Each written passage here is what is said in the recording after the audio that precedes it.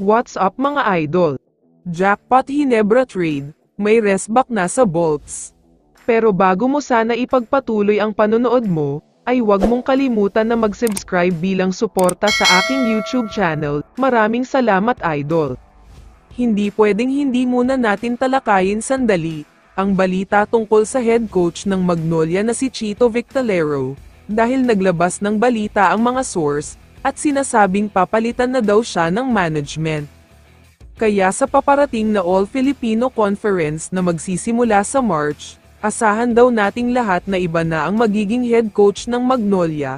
Medyo nagagalit na daw kasi ang Magnolia management sa mga performance nila. Ito pa ang mas mabigat sa balitang ito, dahil si Abueva rin daw ay posibleng kasama ni Coach Chito na mawawala sa Magnolia. Magkakaroon daw kasi ng massive rebuild para makabuo ng malakas na lineup sa All-Filipino Conference. Samantala, ngayon ay pag-usapan na natin ang balita tungkol sa Barangay Hinebra. Sa ngayon ay delikado pa ang pangarap nila na makapasok sa semis, dahil magkakaroon ng do-or-die knockout game ngayong linggo. Kaya naman dahil sa biglaang pagkalagay nila sa alanganin, maghahanap daw ng restback ang Hinebra ngayong Game 3, dahil kailangan daw talaga nila ng additional na firepower para matapatan nila ang Meralco. Nahihirapan daw kasi sila na makipagsabayan sa mabigat na offensive at defensive game ng Meralco, kaya ang balak daw gawin ng Hinebra ay kumuha ng ibang player, lalo pat struggling ang ilan sa mga players nila ngayon. Ayon sa mga reports, hindi na daw magdadalawang isip ang Hinebra na kunin itong si Kenmark Carino mula sa Terra Firma. Alam daw kasi nila na magiging malaki ang ambag niya dahil sa height and shooting advantage niya.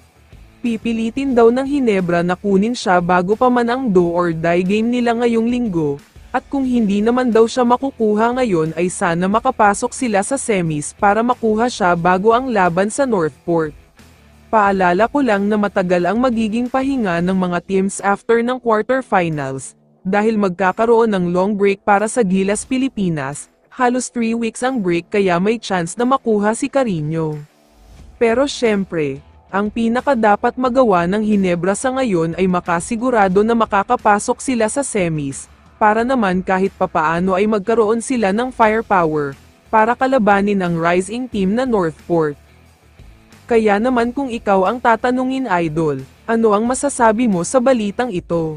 I-comment mo naman ang sagot mo sa tanong na ito. So dito na nagtatapos ang video na ito. Maraming salamat sa pagsuporta at panonood mga idol. Ingat at bye-bye.